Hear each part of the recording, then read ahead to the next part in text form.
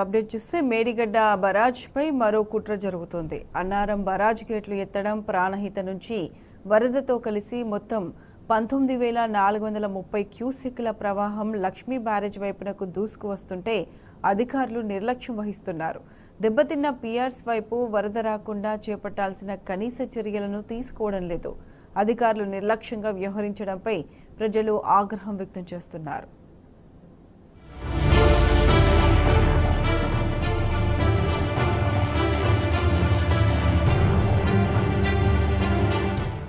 మేడిగడ్డ బరాజ్ను కావాలని వరదకు వదిలేస్తున్నారు. కుంగిన పిల్లర్ల వైపునకు వరదను మళ్లిస్తూ అధికారులు చోద్యం చూస్తున్నారు. కాళేశ్వరం ప్రాజెక్టు పరిధిలోని మేడిగడ్డ బరాజ్ను వరద ప్రవాహంలో కొట్టుకుపోయేలా చేసి దాన్ని బీఆర్ఎస్ ప్రభుత్వం వైఫల్యంగా చిత్రీకరించే కుట్రలు తీవ్రతరమయ్యాయి. బరాజ్కు రిపేర్లు చేయకుండా తాచారం చేస్తున్న కాంగ్రెస్ ప్రభుత్వం తాజాగా మేడిగడ్డ లక్ష్మీ బరాజ్కు అన్నారం బరాజ్ నుంచి భారీగా నీటిని వదిలింది. శనివారం 10 గేట్లను ఎత్తి వరద నీటిని దిగువకు విడుదల చేసింది.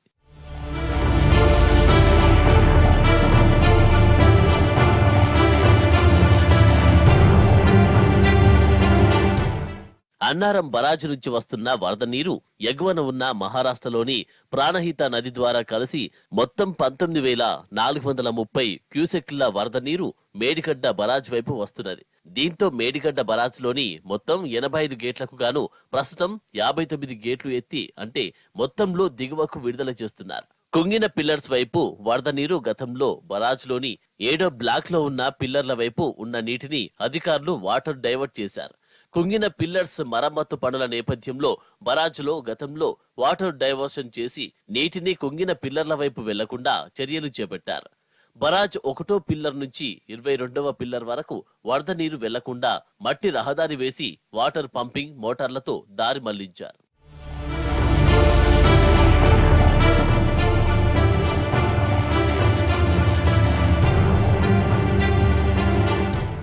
ఆదివారం బరాజ్ ఎగువ నుంచి భారీగా వస్తున్న వరద కుంగిన పిల్లర్ల వైపు వచ్చి చేరుతుంది.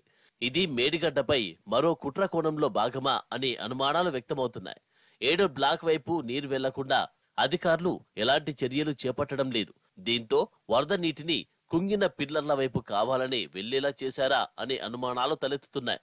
బరాజ్ దిగువ ప్రాంతంలో సైతం వాటర్ డైవర్షన్ పనులు పూర్తిగా నత్తనడకన సాగుతున్నాయి.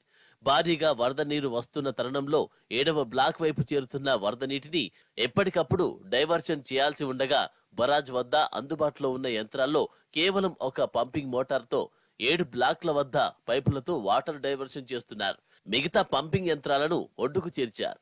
దీని వెనుక ఉన్న మతలబు ఏంటో తెలియరాలేదు. ఇది అధికారుల నిర్లక్ష్యానికి కారణమా, పైనుంచి వస్తున్న ఒత్తిళ్లతో చేసేది ఏమీ లేక తూతు మంత్రంగా చర్యలు చేపడుతున్నారా అనే అనుమానాలు వ్యక్తమవుతున్నాయి. ఒక్కసారిగా భారీ స్థాయిలో వరద నీరు పెరుగుతూ ఉన్నప్పుడు సంబంధిత శాఖ అధికారులు బరాజ్ వద్ద అప్రమత్తంగా ఉండి చర్యలు చేపట్టాలి. కానీ అధికారులు నిర్లక్ష్యంగా వ్యవహరించడంపై ప్రజలు ఆగ్రహం వ్యక్తం చేస్తున్నారు.